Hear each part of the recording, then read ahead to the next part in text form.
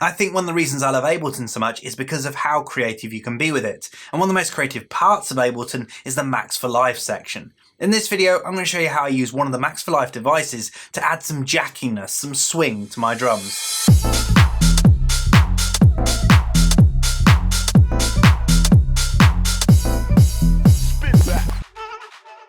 So I'm back again with another one of my quick tips every single day this month, a brand new quick tip. And today's one we're talking about Max for Life, and in particular, a very specific Max for Life device that I use all the time in my tracks. I use it on my snares, my hi-hats. It gives them great groove, great swing, great jackiness. It works so well. So let's jump into Ableton and I'll show you exactly how I use it. So we're back inside Ableton and I've got a very simple house beat going on within here. I've got a kick, a clap and a hat.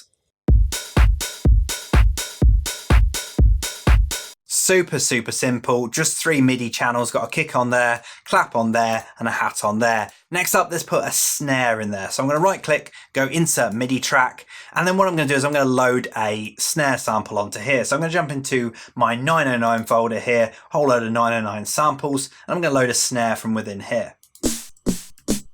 It's a nice sharp one. That's going to load that onto the MIDI channel. That will automatically create a simpler, and what I could do now is I could actually create my MIDI clip where I put all the notes in here. But what I'm going to do is I'm going to show you another way of doing this.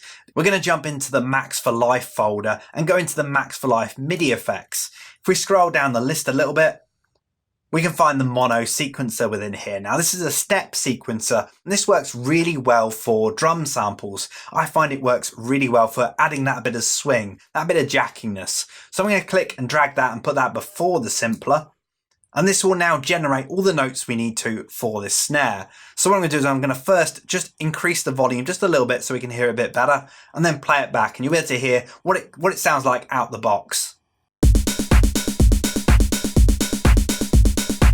So it's really just playing a straight 16ths. Now we can see down here, there's a whole load of stuff that I'm going to come on to at the moment. But if we look down here, this is all the notes that it's triggering. So each one of these blue boxes is a note that it's triggering. They're all 16ths. And what I can do is I can actually turn these on and off just by clicking on them. So I can actually turn them on and off and I can choose which notes it plays.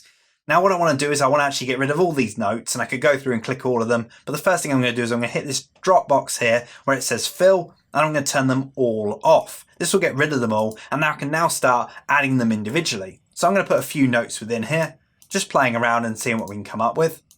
And then let's play it back. Now you can notice when I press play on here, it starts from the very start. But with the mono sequencer, it starts from wherever it finished off. So at the moment it's starting from here, which is not what we want. So what I'm going to do is I'm actually going to reset this. So I can do this over the right hand side here. Where it says reset, I can actually reset it to a certain measure. So at the moment this 16 notes are counted as one measure. So what I'm going to do is I'm going to hit the 1 button here, which means it will automatically reset it every 1 measure. So this will now play from the start.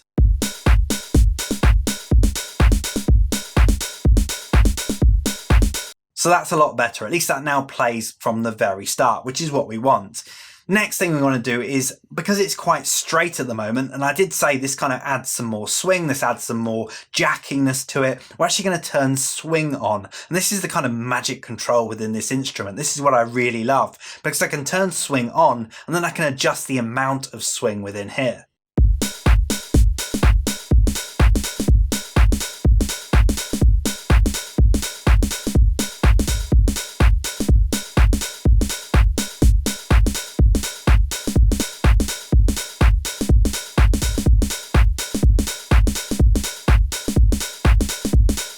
So as you can see there, I'm just playing around with a few different notes and seeing the different patterns that we can come up with. But you can already hear that that's kind of adding a little bit more kind of jackiness to it. At the moment, this is only doing it over 1 bar. So we've got a very kind of repeated pattern. But we can actually increase this to make it a little bit, well, a little bit less repeated. And we can do that with the steps here. So what I'm going to do is I'm going to increase the steps here to 32. At the moment, it's only 16 steps. So let's increase it to 32.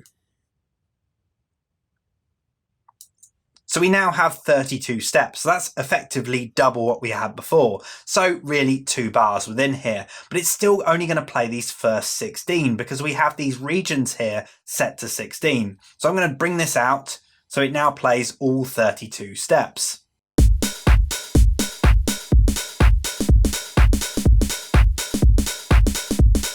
So you might be wondering, why is it only playing the first 16? Well, we did reset it to 1 measure. So what we need to do is now reset it to 2 measures. So it'll play 2 measures, 1 and 2.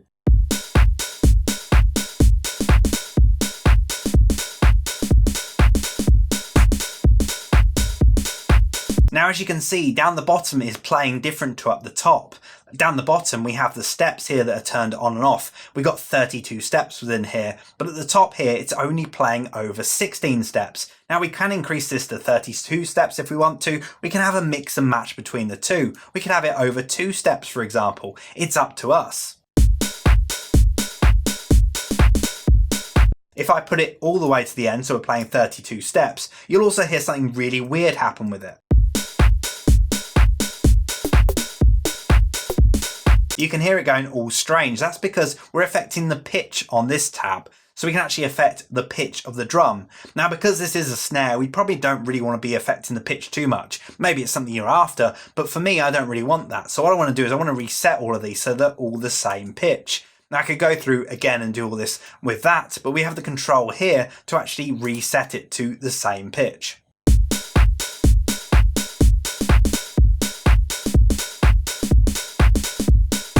So as you can see, it's really easy to start putting notes in there and start playing around with it. It's certainly easy to just kind of turn them on and off to get that kind of pattern that you're after.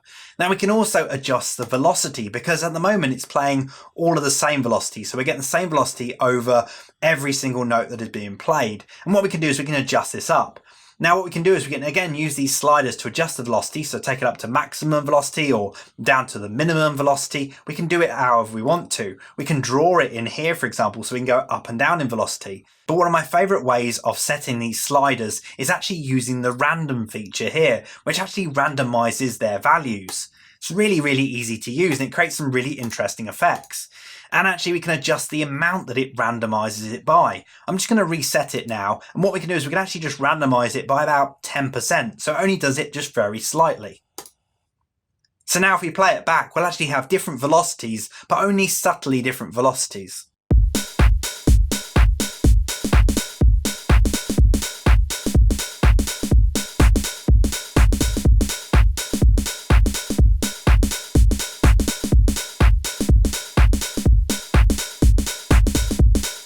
And there's a whole load of other controls. We can do it by octave, we could do the duration of the note, so we can make the note longer.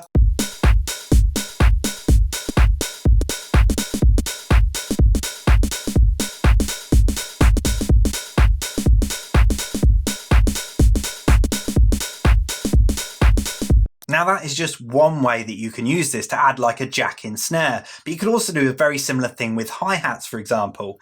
But sticking with snares, let's see if we can make a snare build-up. So we can make a snare build-up doing it this way. So the first thing I'm going to do is I'm actually going to increase the amount of steps from 32 all the way up to the maximum of 64. And what I'm going to do is I'm actually going to do the velocity over time. So we want the velocity to go from 0 all the way up. And what I can do is I can just draw it all the way up like this. So it's gradually going to get louder as time goes on. In fact, let's just make it a little bit better than that. And then what I'm going to do is I'm actually going to fill in all of these notes because we want all of the notes on. We'll create a snare build up, and let's hear how that sounds.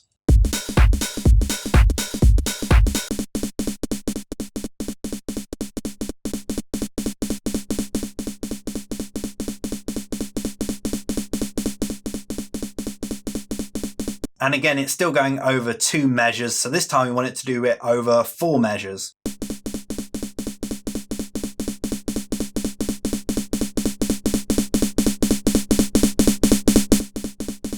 So as you can see, it's such a very simple but powerful device. Its functions and features really allow you to be very creative with it and just play around with it to see what you can come up with. I tend to use it on my hi-hats, my snares, maybe vocal samples, but you could use it on a bass instrument, for example, maybe randomize the notes and maybe the velocities and see what you can come up with. It might just spark the idea for your next track. So definitely have a play around with it and see what you can come up with. And if this video has been useful to you, then definitely subscribe to my channel. channel. As I say, every single day this month, I've got a brand new video on its way. So definitely get subscribed, hit that notification icon so you're notified the moment it pops up online, and hopefully I'll see you again in the next video.